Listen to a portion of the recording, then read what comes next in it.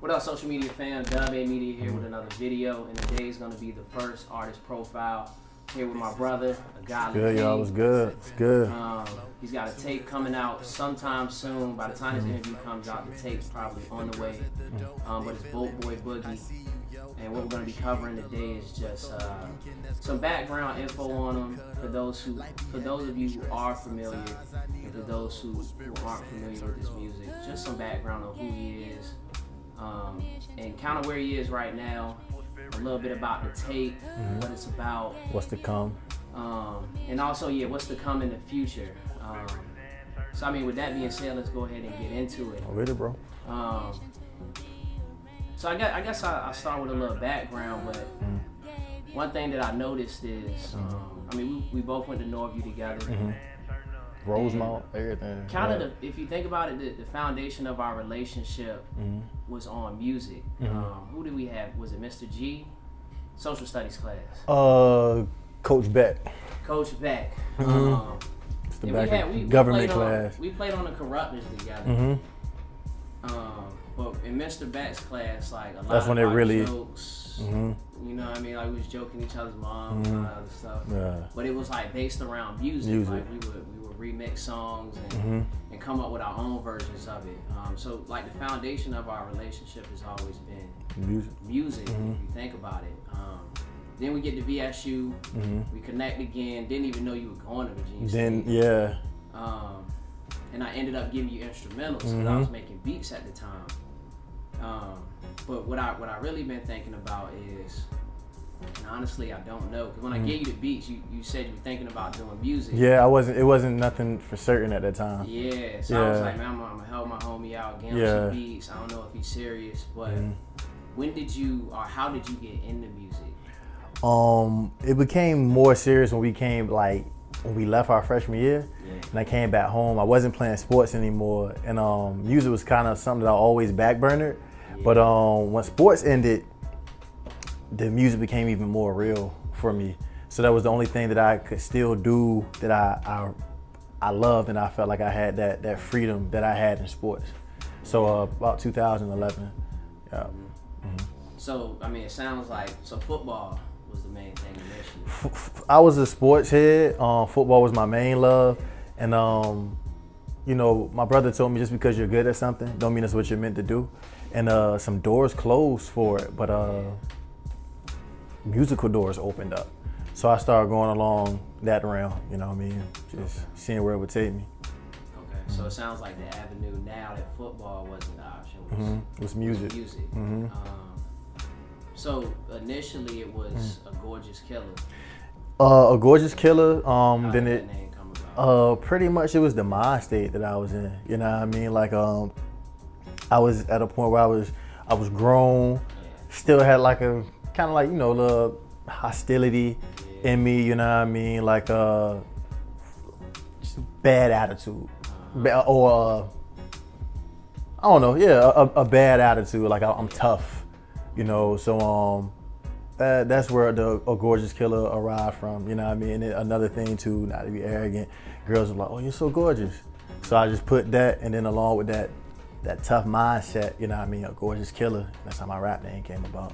Yeah. So, I mean, it sounds like A Gorgeous Killer was, I guess at a point in time, that's who you were. That's who I was. And what I noticed in your music, once you changed your name to A Godly King, I noticed that the subject matter changed, or the feel of the music changed. Yeah, it became a lot more positive. Music is a reflection of society and your view on society, and also your view on yourself. And at that point, my perspective was it was what I was going through, a lot of hard times, you know what I mean? Hard times can either bring the best out of you or the worst out of you. And at that certain point in my life, it was kind of bringing the worst out of me, you know what I mean? But some things changed, and I just started becoming more positive. You know what I mean? It was more of a religious set, pretty much I had never really I always grew up Christian, and but it's different being a Christian when you're an adult, because no one's around to watch you or tell you that it's bad. So to keep it on the spiritual side, God had took me through some things and let me know if I had continued with this a gorgeous killer mindset, that this is how my life was going to pan out to be. And if I didn't make some strong changes soon, that probably wasn't going to like the way my life went. So I noticed it, acknowledged it, made the change, and then that's when the Godly King emerged. You know, just more mature music, more positive music. Yeah, I noticed that shift. One of the songs that stood out for me that I noticed that change from, I guess, hostile to, I guess, more religious or positive. The outlook on life was changing. The music became a little bit more personal. Was Spring Cleaning. Yeah. I want to say that was the first song. Yeah. If I remember right, where it wasn't a Gorgeous Killer anymore. It was a Godly King. Spring Cleaning was pretty much my brother, Bama Richard, Philip, however you know him by. We had linked up, and it was kind of like star-crossed how we linked up, but we had linked up, and we were two different dudes going in the same direction. Yeah. You know what I mean? So we shared a lot of hard times with each other, you know what I mean? And I learned a lot, and I had kind of kept myself like closed off from the world because I was afraid of, I was very popular, and at that point where the Gorgeous Killer and a Godly King, I wasn't too popular. Like, hair was shabby, gear was shabby, wasn't really eating like that. So I had kind of shielded myself off, and then when I had finally opened up, it was like around the springtime. So I decided to let people know what I had been going through that, you know, that winter and that fall, you know what I mean? And just, I opened up more with Spring Cleaning. Yep. And then from there, it's like the floodgates open. Came with, I think it was, I can't remember the order, but it was like fourth quarter. Yep. Dear Summer, all that stuff. Dear Summer too.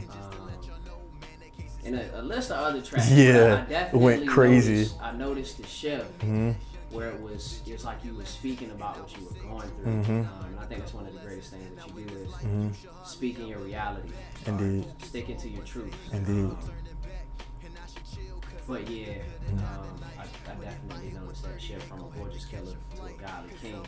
So that brings me to my next question is, I guess from your catalog between a Gorgeous Killer up into a Godly King, what is your least favorite song?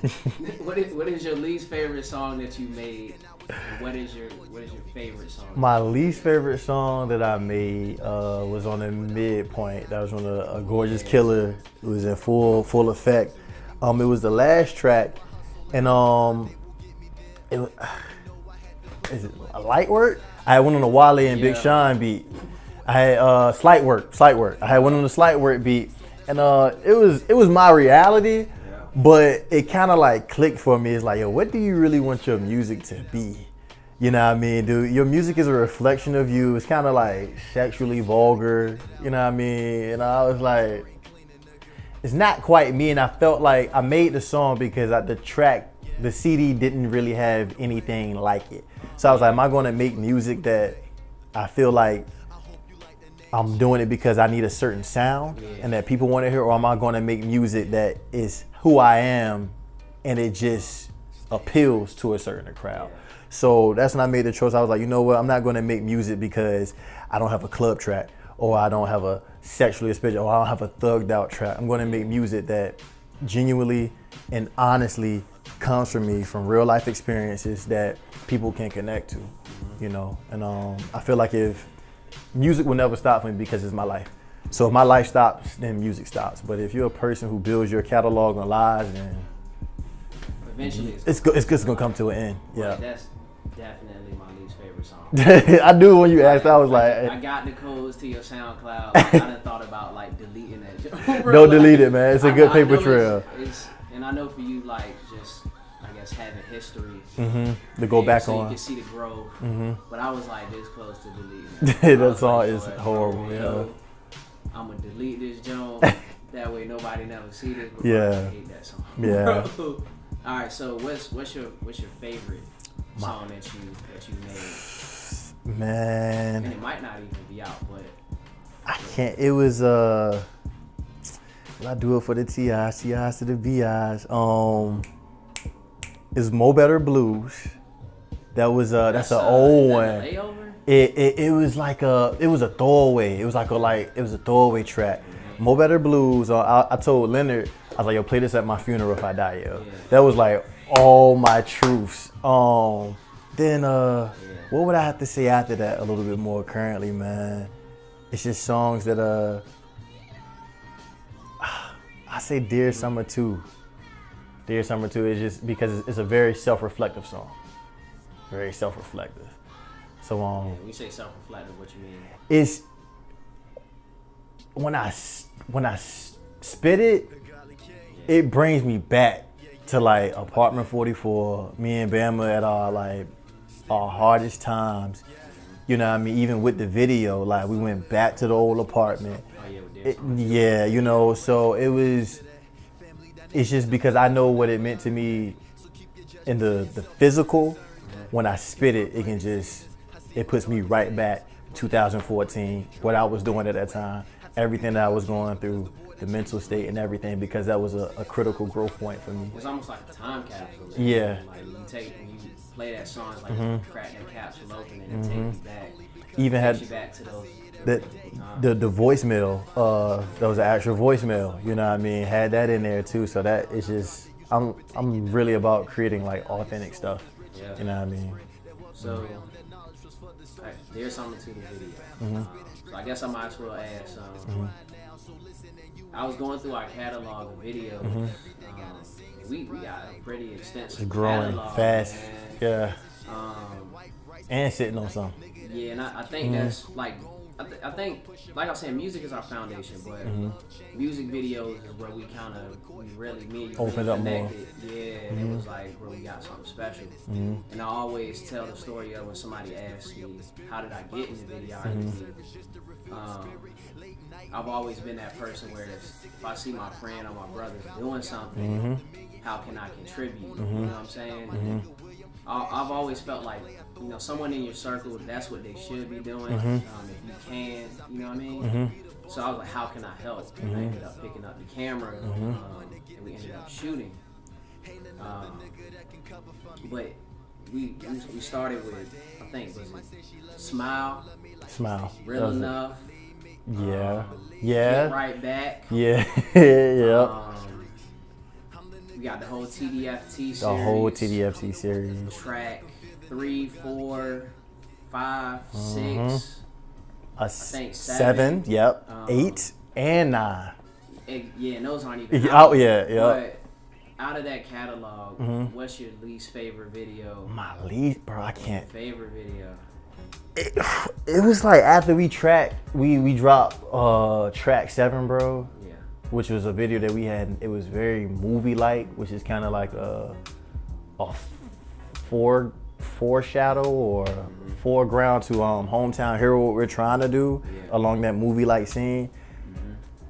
I felt like that was our peak, and then we go do drop track 8, and it's like, this is a whole nother different level, bro. So I can't even really say like, bro, all of them just get better and better. So my least favorite one? Least favorite, bro.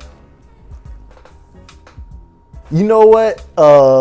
Track 5. Is it track 5, the LL Cool J joint? But it was, cause it was so not me, yo. And it's not even I don't like it. It's just like, you know what I mean? It's the shorter one. It's not too much material in that was song. I'm choosing that by default, but that was a character, like it got me out of my normal set. Yeah, it got me out of my normal set. Well, I guess, bro. Yeah. My least favorite video, and I ain't gonna lie, that's a tough one, man, because all of them was dope. Each video has its own significant meaning behind it too. So I mean, I guess visual wise, my least favorite would be Smile, bro. Smile. But Okay. You talking about? Oh, okay. I was going for the TDFT. Okay. But I can't necessarily say that's my least favorite because that video holds sentimental value. Yeah. The first one, Carnell was there. Yep. The whole team that we have now. Yeah, everybody. Melvin. With Melvin. Yeah, he's like all of them. Yep. Carnell's always there. They're doing the behind the scenes photos. Yep. So, I guess for sentimental value, like that's my favorite video. But just the video itself, because you could tell that I didn't know what I was doing. We shot it all on a tripod. Asking people to smile for us, like all these awkward smiles. And they was doing it though. Yeah, they was. Ain't none of us know what we was doing. But just my eyes were shifting because it's so. Visually, that's my least favorite video. But for sentimental purposes, like it's the most important video.